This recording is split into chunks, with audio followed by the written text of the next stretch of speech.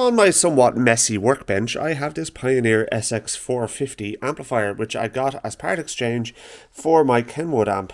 But this one needs a little bit of a clean and some TLC. So I've got a new set of lamps for it, and we're going to open it up, we're going to give it a good clean, and we're going to clean the face of it and everything like that as well, and get it looking the part. Because at the moment, it's unfortunately looking a little bit sorry for itself, but that's just true use. So let's get the cover off it and see what's going on inside first of all before we do anything else.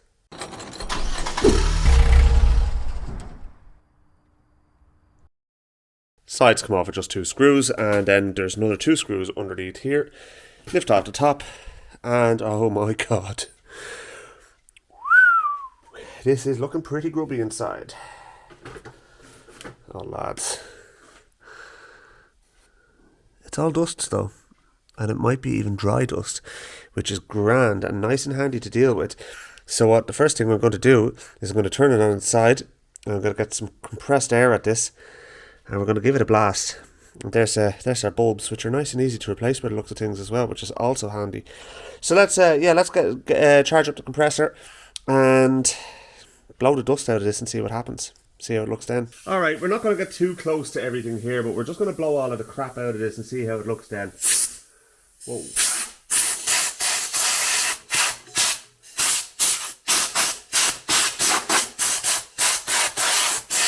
Already looking infinitely better. I don't need to do a huge amount more than that, to be honest with you, with it. But what I'm going to do is I'm going to get a paintbrush, and I'm going to just agitate things a little bit just to get the last of the dust out of it.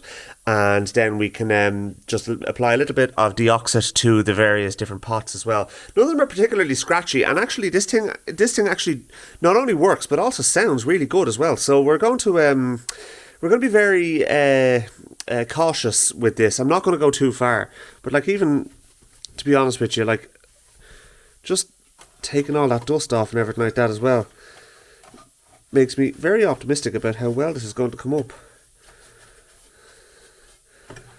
Like, a lot of just looking at the capacitors and stuff like that in it, which are always the thing that tell how something is, like, as far as condition is concerned. There's none of them are anyway kind of swollen looking, or there's no signs of evidence of leakage or anything like that. So all very, very positive. So I'm gonna maybe get a smaller brush than this thing and get the rest of the dust out of this, and I'll come back to you when I have it done. I think that's looking pretty decent in there now.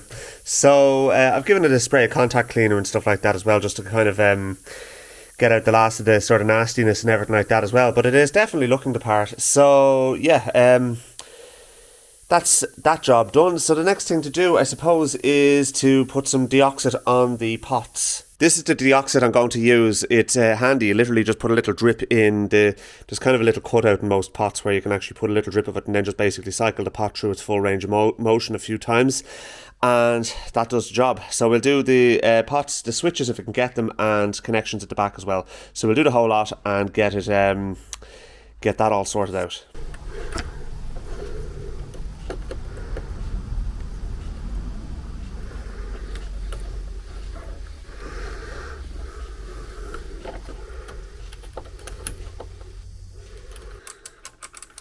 I'm not fully sure how much of this stuff is going to make it down to the actual contacts in these switches, but it was worth a shot anyway.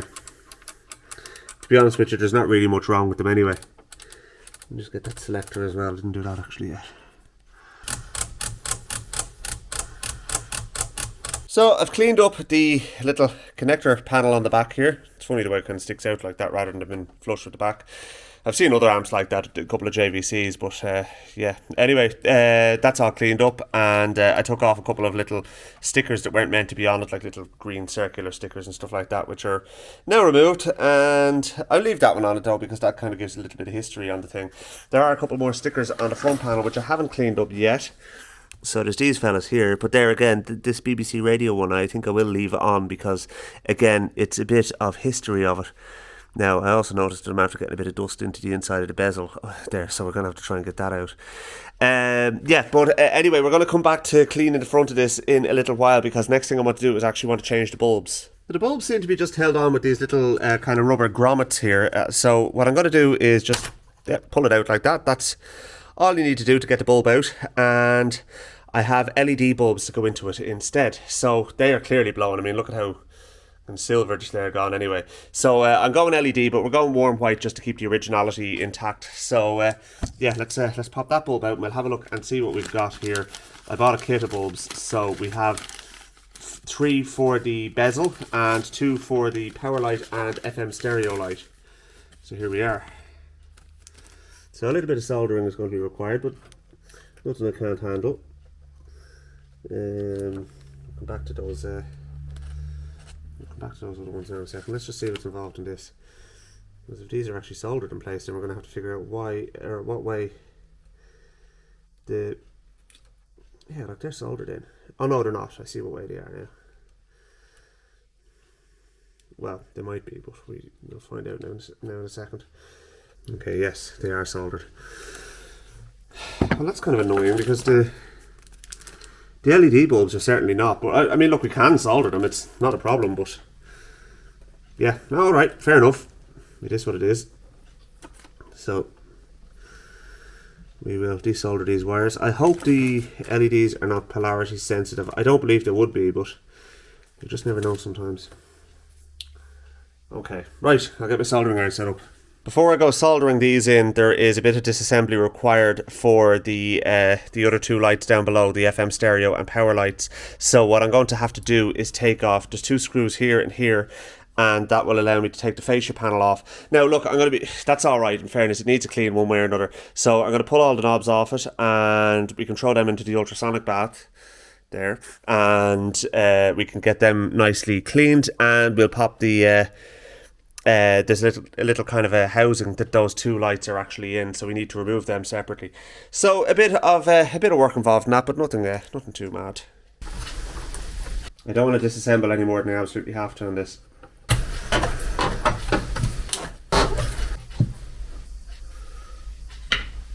Yeah, I think it's actually just held on with the 2 nuts there on the. Let's see.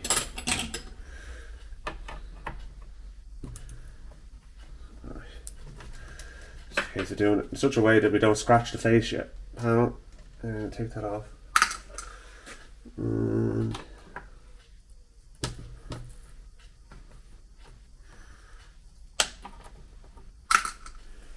There we go. Yep. Oh, sugar. Springs have fallen out. Alright. Put that aside for a second there now. Alright, that all came off alright. I found the spring that fell on the floor there anyway. The old rule of if you drop something, make sure you watch it above all else to make sure you can see where it went.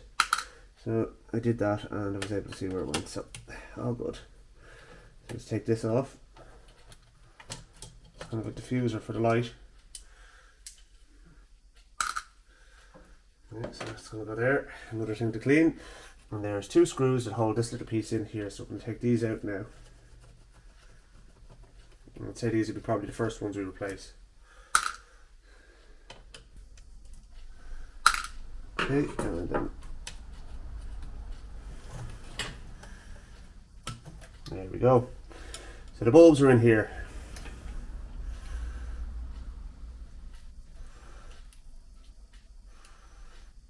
In actual fact, probably didn't need to remove them because they're actually just stuck in with an adhesive.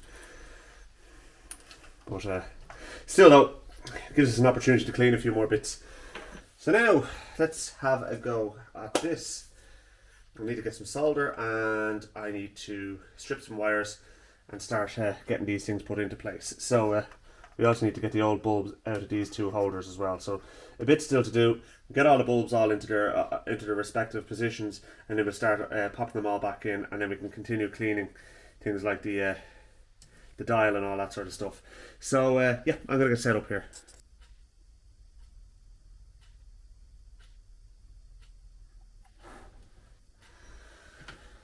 Okay, so that's one done. Let's stick some power on it and see what happens.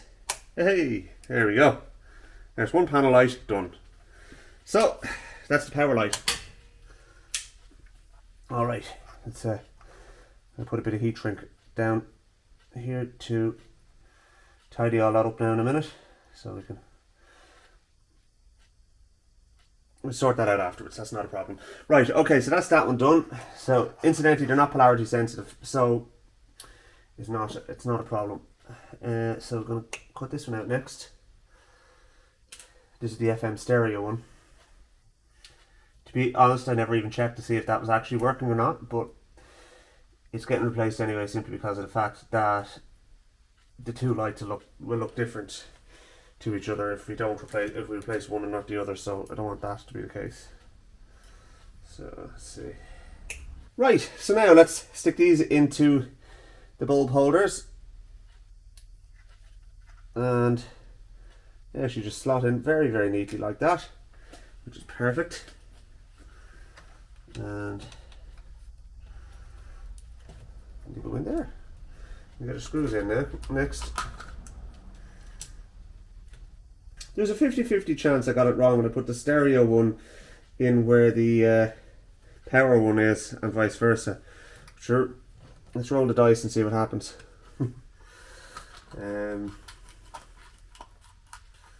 Once we've got these right, we'll give everything a clean here, and we can start putting the other bulbs in, and then we can start putting everything back together again. Alright, let's turn it on. Hey, there we go. Happy days. So now we've at least got a power indication on it, because we had nothing to say that it was on beforehand. Like, none of the bulbs were working at all. So I wonder, do we even get a little flicker of life out of the stereo one? I doubt it. Let's see, 2FM would be the strongest signal around here. So, of course, I'm assuming it's... Let's see, we need to figure out if it's even actually on radio or not. I'll check that out now in a minute. And I can confirm we have a stereo light as well. Happy days. So at least that confirms that. Okay, so I have the 3 LED bulbs in place. So let's see. And they work. It's AC, so that's why they work both ways around. So yeah, anyway, right, grand, happy days. Let's get the rest of the amp put back together again. I'm still doing a little bit of cleaning, so I'll show you how that's shaping up. Before I do anything else, I want to get the diffuser back on. So this is this piece here. So I'm just gonna put that back there for a second. That will go there and there. 2 screws. And wait until you see how the front panel came up. It looks fantastic. This is a really, really smart looking amp now, I can tell you. The only thing I still have to do is I'm gonna have to get some new veneer, like it's stick-on veneer on the side panels of the amp, like the wooden side panels. So unfortunately, that veneer is peeling on one side, so it's kind of letting the side down a little bit. If you see what I did there. So let's see, just take that for a second.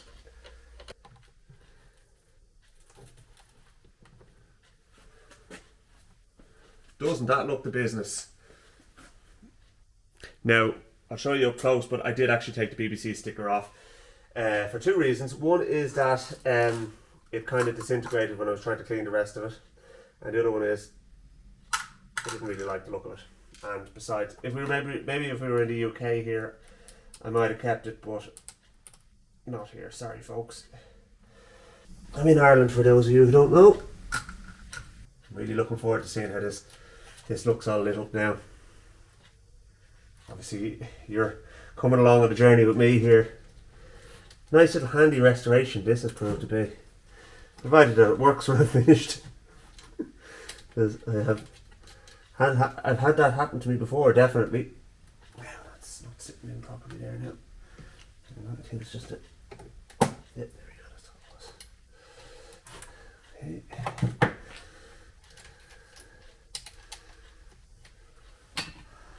So.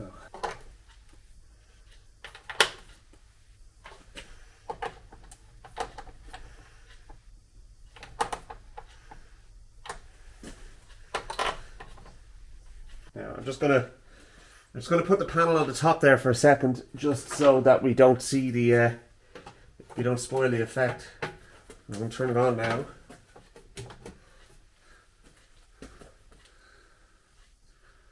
Hold on.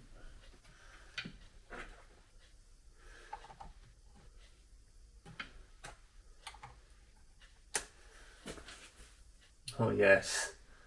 That looks absolutely fantastic. Let's just turn off the garage lights for a second and we'll have a proper look. There we go. And we're not even finished. Still have to get the knobs cleaned up and put back on again.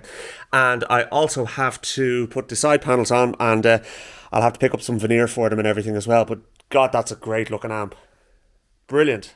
And there we have it, folks. A simple little revival. I wouldn't call it a full restoration because I didn't go all the way into it, but what I did do as well is I peeled off the veneer on that side. So it doesn't look perfect, but it looks a lot better than it did before. But doesn't that look the business?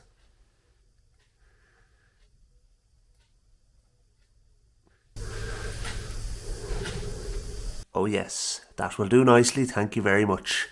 And I have my little Weem streamer on the top of it there now as well, which works great. And I'm delighted. I was just listening to some music by Gus Gus on it. They're a great band, by the way, from Iceland. Well worth a listen. Thanks very much for watching, folks. Catch you again soon.